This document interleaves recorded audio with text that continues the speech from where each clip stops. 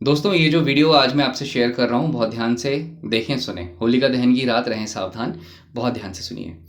होलिका दहन के दिन और रात, दोनों ही दिन आपको सावधानी बरतनी है। रात में ये कि जब होलिका दहन होता है, होलिका जलाई जाती है, तो होलिका दहन की आपको परिक्रमा नहीं करनी है। कुछ लोग होते हैं कि होलिका जल रही है, नज़र भी उतार कर उसमें डाल रहे हैं और परिक्रमा भी कर रहे हैं, चारों तरफ चक्कर भी लगा रहे हैं। तो नज़र उतारने का कोई मतलब ही नहीं है, क्योंकि जो होलिका दहन होता है वो पूरी सोसाइटी, बहुत सारे लोगों के समूह के बीच में होता है। अब जितने भी लोगों ने उतारा किया है या नज़र उतारी है, वो तो जल के राख हो रही है और आप उसकी परिक्रमा कर रहे हैं। इसका मतलब नज़र कहाँ उतरी? आपने अपनी तो चढ़ा ही ली, 10 लोगों की और चढ़ा ली।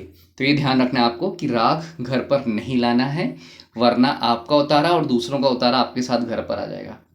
दूसरी बात ये होता है कि होली के दिन, जिस दिन रंग गुलाल खेला जाता है, लोग सुबह जाते हैं और होलिका दहन की जो राख बचती है, उस राख को, उस आग को घर ले आते हैं। तो ये भी नहीं करना है, क्योंकि चीज़ जो जल के खत्म हो गई, उसका अनिष्ट हो चुका है, वो खत्म हो चुकी है, जा चुकी है। ये अनिष्ट आप घर ले आएंगे अगर आप राख लेकर आ रहे हैं, तो ध्यान रखें।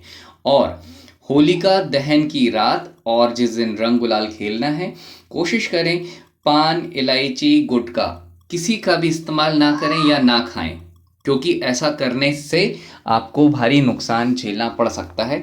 ना आप जानते हैं, ना कोई जानता है कि उस इलायची, पान, गुटखे में क्या टोटका किया गया है और आपको क्या दिया जा रहा है। तो ध्यान रखें, खास तौर से उन लोगों से तो बहुत सावधान रहें जिनसे आपका साल भर से कोई मेल मिलाप नहीं रहा है और वो अचानक से आपसे मिलने आ जाते हैं। अब बात करते हैं दिन की, तो दिन में आपको ये चीज़ ध्यान रखना है कि किसी भी चौराहे में कोई भी चीज़ें, जैसे उतारे वाली चीज़ें पड़ी हैं, तो उसमें आपका पैर ना लगे और आप उसे डाके ना। अगर ऐसा हो जाता है तो अपने सर से काले कपड़े में तिल रखकर 7 बार उतार कर आग में जलाकर नष्ट करें।